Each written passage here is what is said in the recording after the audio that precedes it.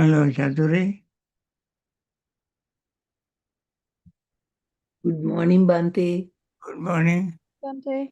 Yes, can you read question? Yes, Bhante. Good morning, Bhante.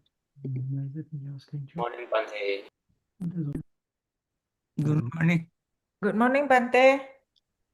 Good morning, everybody. Now, I think, Hello, Bhante. okay. Chaturi, Good morning, Bhante. good morning. Yes, Bhante, I'm here. All right. Let me just get the chat up. Okay. Here's one question. The Nandaka Sutta emphasizes the importance of timely listening of the Dhamma. What are examples of untimely listening of the Dhamma? Example is when you have some doubts, that time you must listen to Dhamma. When you are you are inspired to practice meditation and so forth, then you must listen to Dhamma. And when you are sick, you don't have anyone around you to console you. That time you must listen to Dhamma. And when you are alone, listen to Dhamma. Like that, there are various situations that you can use for listening to Dhamma. Okay? Yes, Bhante. But the question was the untimely. So when should you not listen to Dhamma? Just the opposite of what you said, or any other times that you should not listen to Dhamma? When you are working, busy, driving, and farming, working in the office, and so forth, those are the times you should not listen to Dhamma because you have to focus your mind on your work. You're farming, you're driving. Because sometimes people listen to Dhamma while they're cooking, cleaning, driving. That way they don't learn anything from the Dhamma. They simply, that is a very disrespectful way of listening to Dhamma. The respectful way is listening to Dhamma at the time I mentioned earlier, when you are really alone, not engaged in various activities. Yeah, suppose you're in a party, a musical show, and so forth. That time you cannot listen to Dhamma because you are engaged in secular activities, and it is simply wasting your time. Therefore, I suggest the good time to listen to Dhamma is the time I mentioned earlier. Thank you, Bhante. The second part is also about this same sutta, the Nandaka Sutta, and it's said in the suttas. It talks about the benefits of listening to Dhamma in a timely manner, and it says so that fellow monks esteem him more highly, thinking. Thinking surely this venerable one has attained or will attain. Why is it important for monastics to esteem a person highly? Of course, when you listen to Dhamma, you can establish your trust and faith in what he says, because if you know that the teacher or preacher uh, tells you the truth and clarify your doubt, and it is in accordance with the Dhamma, independent origination, Four Noble Truth. It helps you to to help you practice Dhamma. When you listen to the Dhamma, if you see the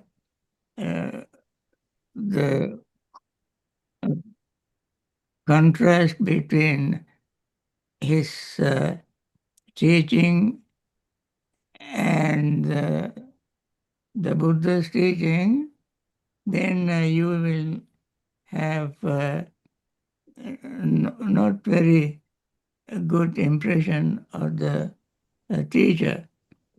When you listen to Dhamma, if the teacher is respectable, then you will also try to follow instruction very sincerely. Otherwise, you may think this monks or this teacher's teaching is very superficial. It doesn't arouse my insight, wisdom.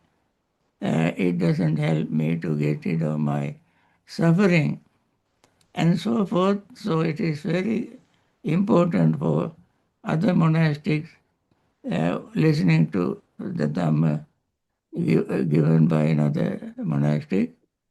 Then they can respect him, and also the teacher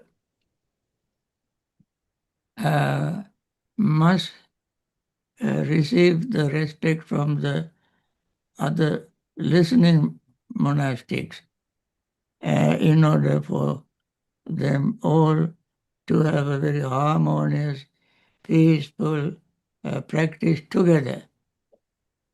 And for these reasons, it is very important for others to know he is in a high position, or he understands the Dhamma and attain some level of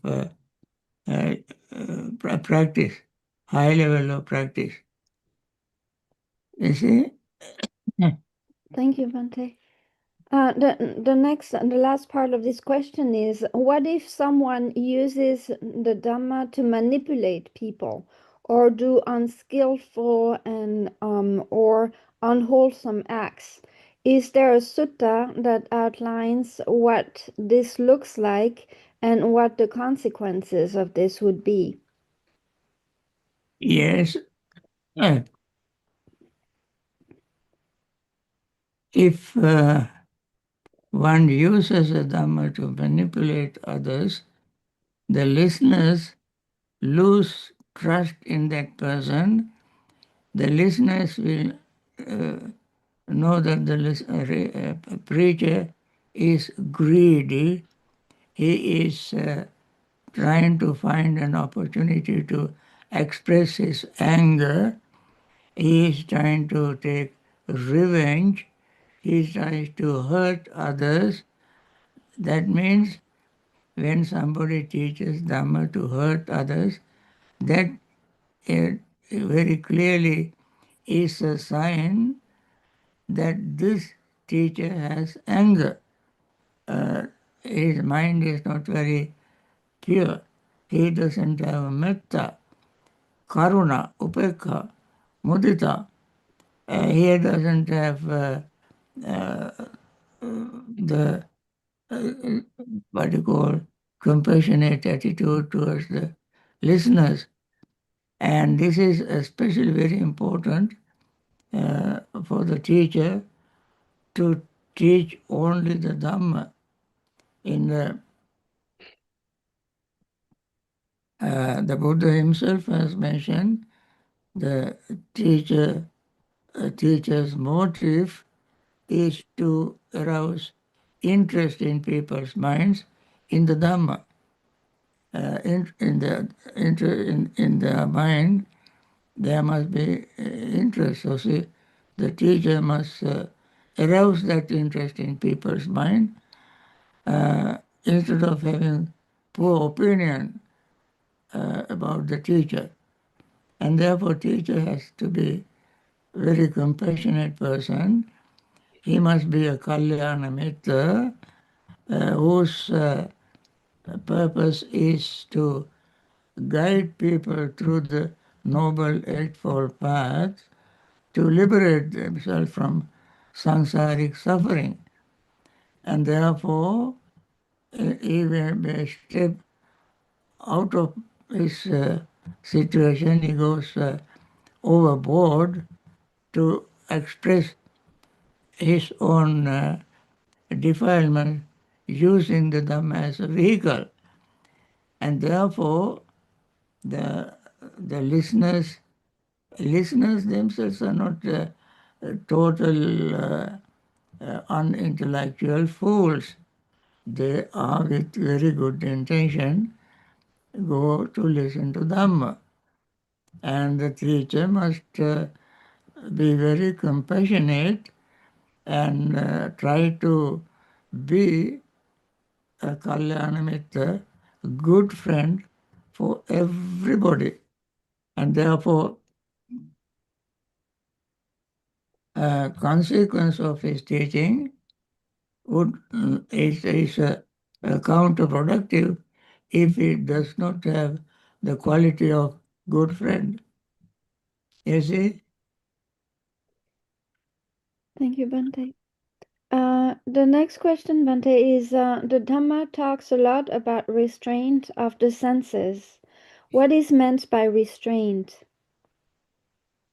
Okay, restraint his senses means in Indriya Bhavana Sutta in the Madhyama Nikaya, also mentioned in there was a student of Parasarya. He came to the Buddha in Buddha's Parasarya. What does your teacher teach us? He said, he asked me to restrain your senses. And also he compared the Buddha, compared himself with the Buddha. And he said, we also train people to restrain their senses, like Gautama Buddha. Then this Buddha asked Parasarya, how does your teacher teach you to restrain your what you call senses? He said, he asked us not to see anything, not to hear anything, not to smell anything, not to taste. Then Buddha said, well, in that case, the blind can restrain themselves. The deaf can restrain their senses. And Buddha said, that is not the way. But the way, real way is, when you see an object, you immediately must become mindful when you see the object, whether greed arises in your mind, hatred arises in your mind, delusion arises in your mind. You train your mind to stop this greed, hatred, and delusion through your eyes, through your ears, through your nose, tongue, body, and these five senses. This is how you train yourself. And this is more practical. You cannot shut your eyes all the time, but you must restrain your mind from greed, hatred, and delusion when certain objects you see, hear a sound, and so forth. That is the way the Buddha taught about the restraint of the senses. Okay?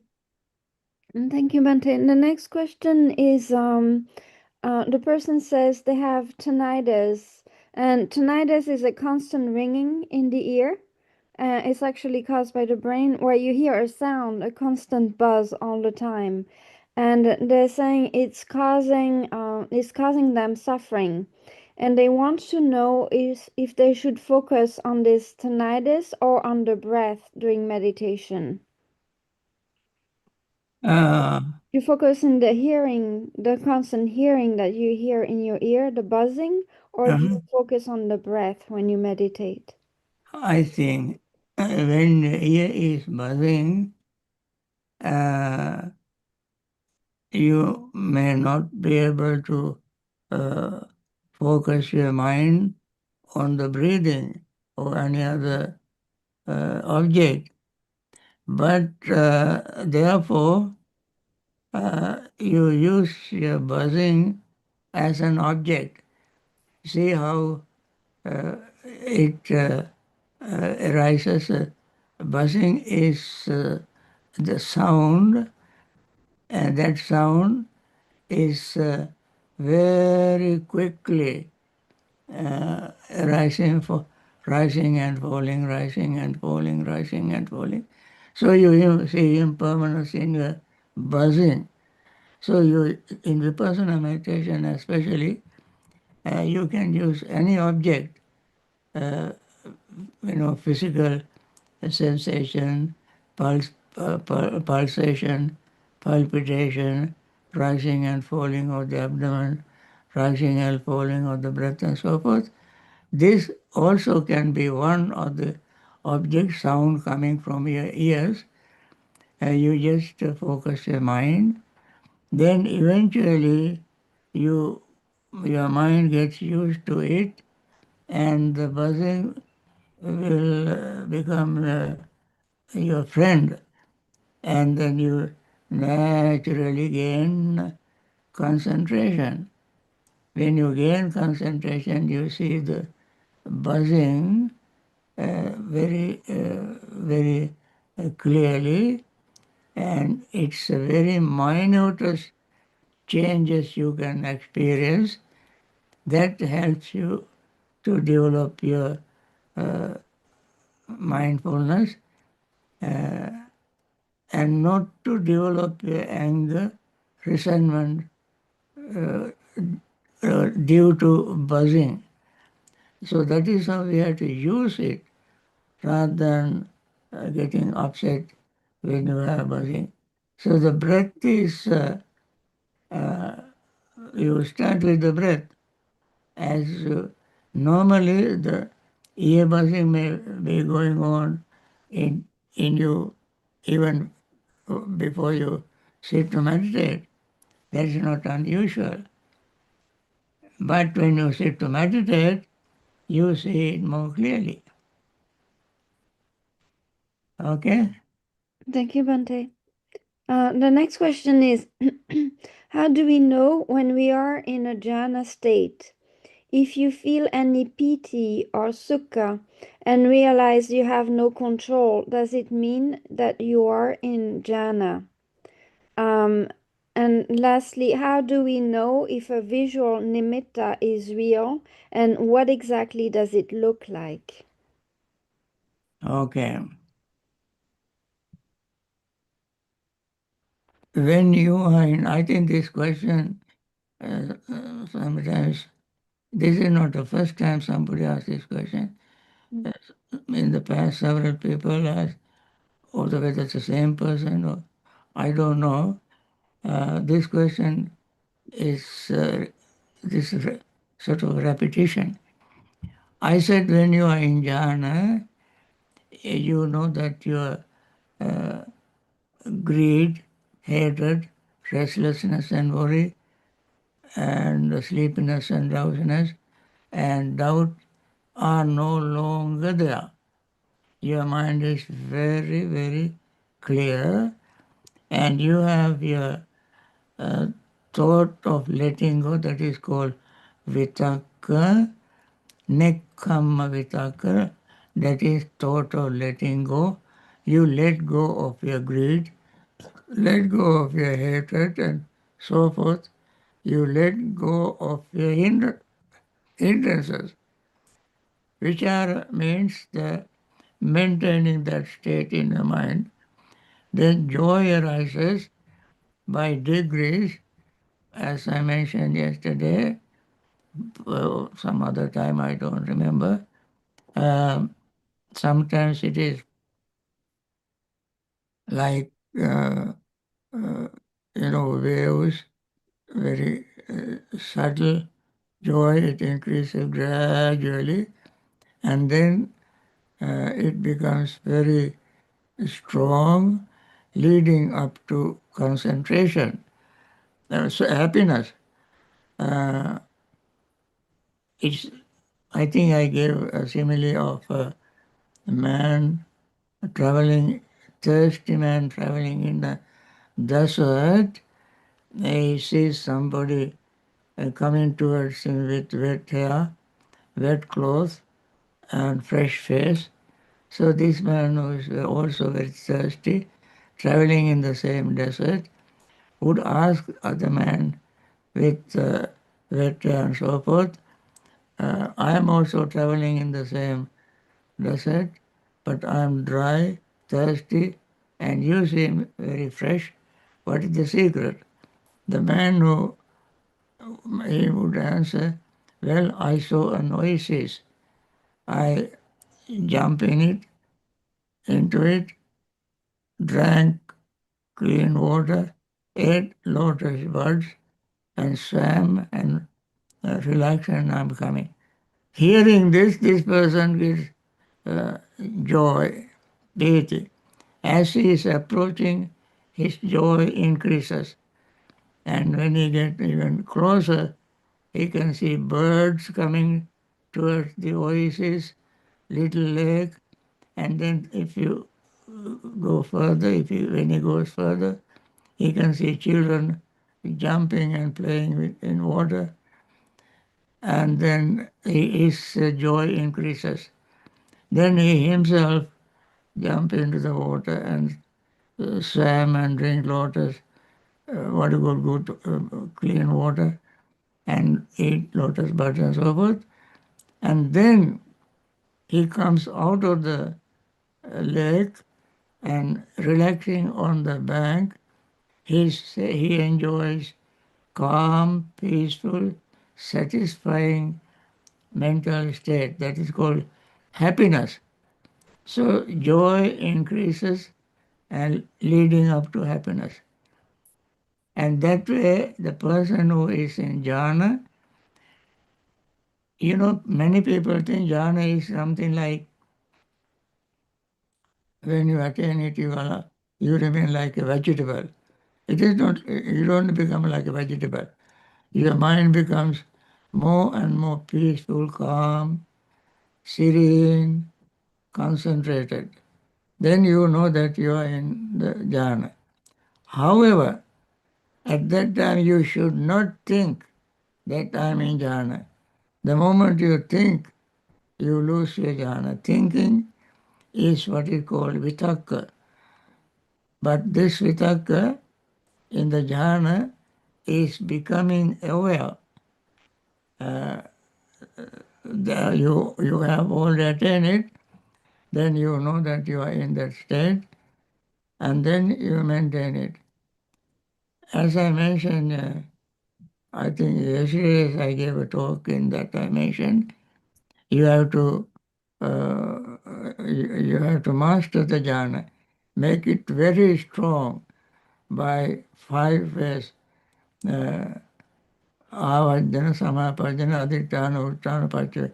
Avajjana means looking back, and then attaining it, and determining before you attain how long you stay there, and how quickly you get out, and how to repeat it, and so forth. And then your mind naturally, after strengthening your first jhanic attainment in these 5 ways, then your mind naturally lose interest in the first and gradually glides into the second jhana.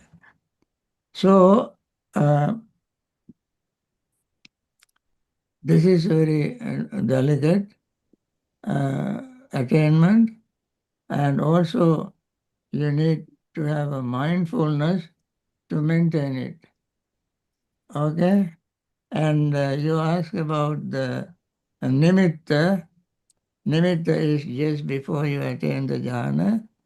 You may see in your mind very tiny little spark of light, and some people play with that, but if you keep playing with it, that samadhi nimitta, then you can expand it and contract it, and but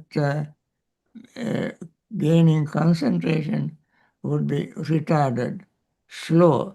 Therefore, when the sign arises, you recognize it and let it pass. As soon as it disappears, you gain deep, real jhanic concentration. Okay?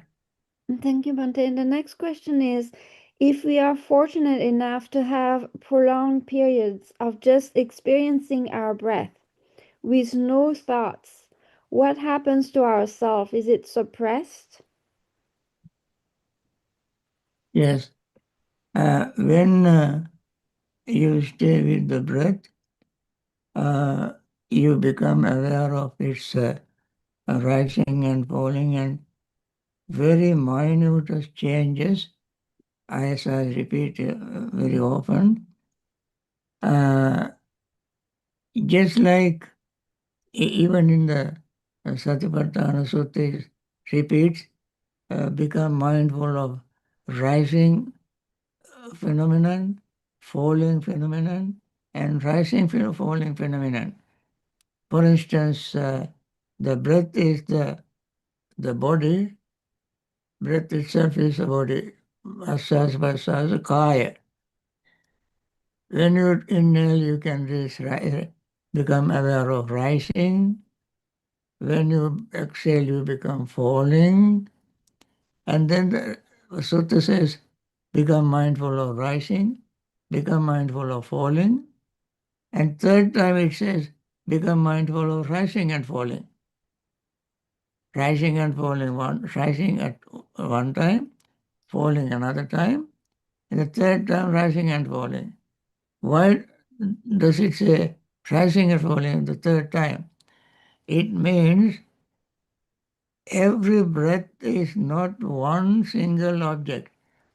It has air particles, air waves. They change very quickly, and you become aware of even those minutest particle of breath. It is just like a candle flame.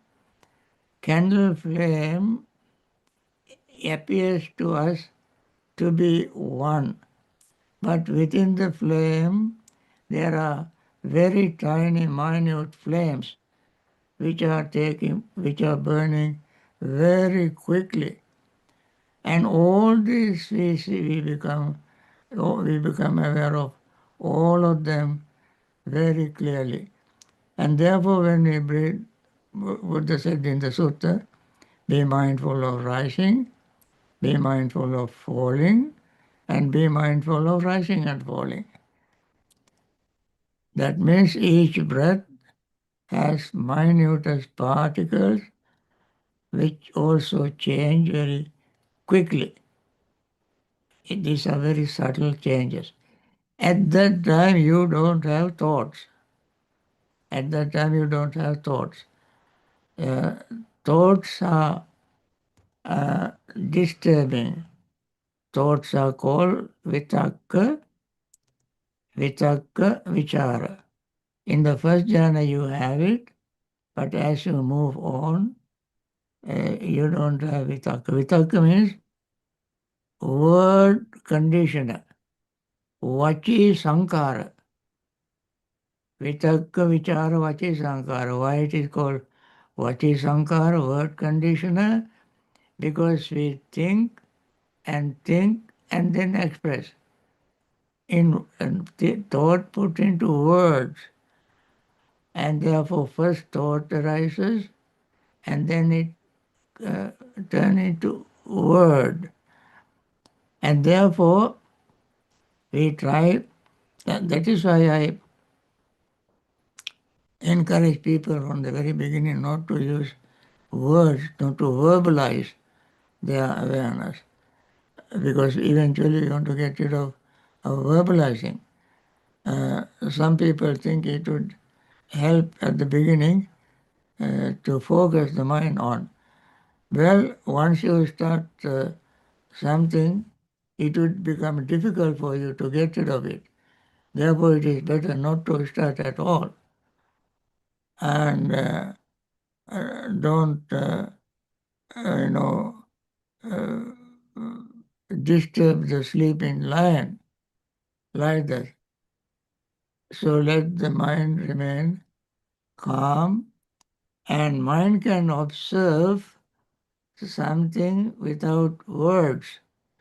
And that is the way we have to train our mind, to observe things without mind.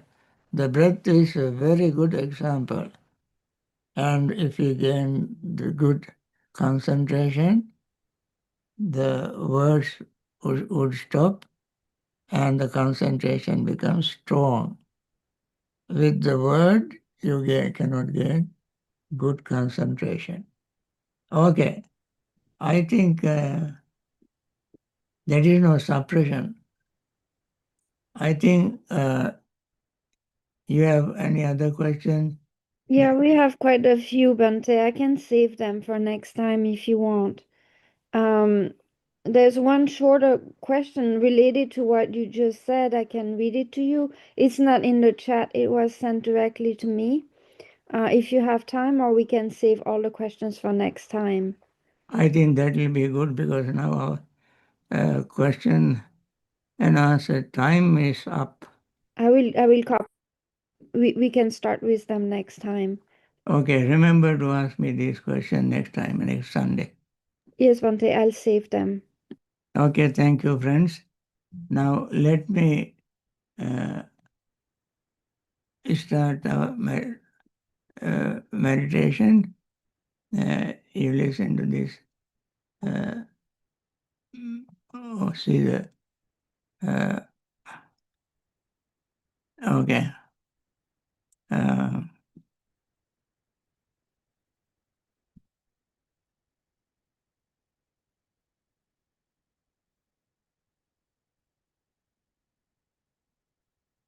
Okay.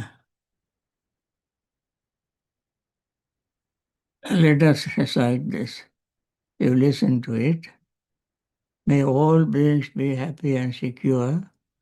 May all beings have happy minds, whatever living beings there may be, without exception, weak or strong, long or large, medium, short, subtle or gross, visible or invisible, living near or far, born or coming to birth. May all beings have happy minds. Let no one deceive another, nor despise anyone anywhere. Neither from anger nor ill will should anyone wish harm to another.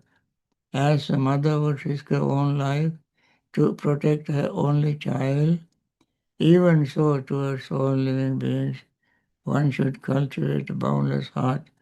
One should cultivate for all the world a heart of boundless loving friendliness, above, below, and all around, unobstructed, without hatred or resentment, whether standing, walking, sitting, lying down, or whenever awake.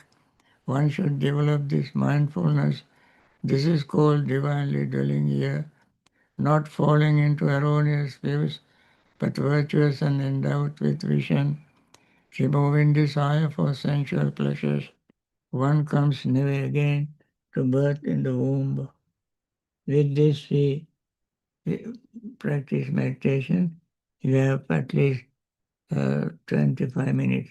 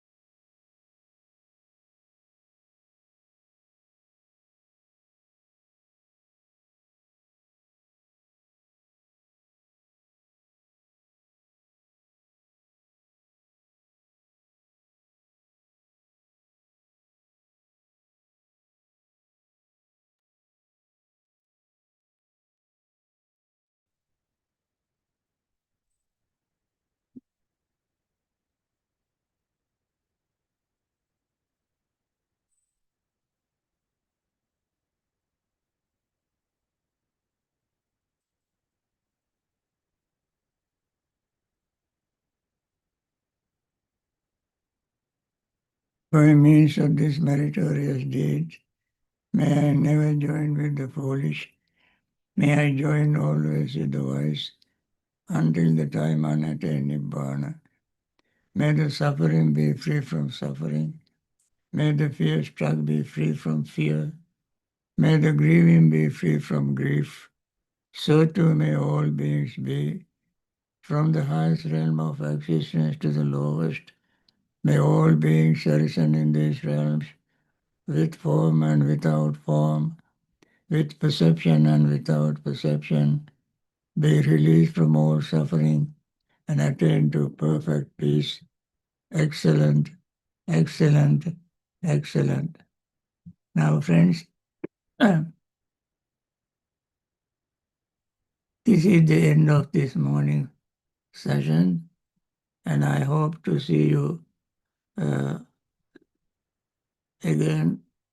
Some of you may join me this afternoon at 3 o'clock for our Dhammapada discussion.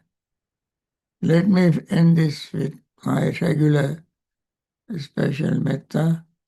May all those who are in hospitals suffering from various diseases, taken care of by various kind doctors, nurses, and hospital staff, may they recover soon, return to normal life, practice Dhamma, practice meditation, and liberate themselves from samsaric suffering.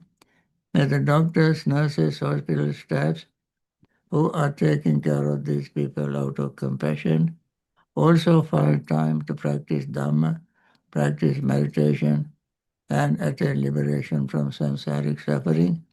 Those who have lost their loved ones may still be grieving. May they be free from grief and try to understand the nature of life, and then practice Dhamma, practice meditation, and liberate from samsaric suffering. May all those who are in trouble, sports, war-zone, poverty-stricken, discriminations, and so on, may they all find time to understand the nature of greed, hatred, and delusion, practice Dhamma, practice meditation, and liberate themselves from samsaric suffering. May all those who are in the northern direction, northeastern direction, eastern direction, southeastern direction, southern direction, southwestern direction, western direction, northwestern direction, up and below, all of these being in these 10 directions, be well, happy, and peaceful. May they all attain Nibbana. I think this is the end of today's session, and see you maybe this afternoon. Thank you very much, Bhante. Thank you, Bhante. Thank you, Bhante. Thank you, Bhante. Taru, taru, taru. Thank you, Bhante. Teruan Saranay. Teruan Sanai Bante. Thank you, Bhante. Be well. Teruan Teruan Saranay. Saranay. Teruan Saranay Bante. Much me.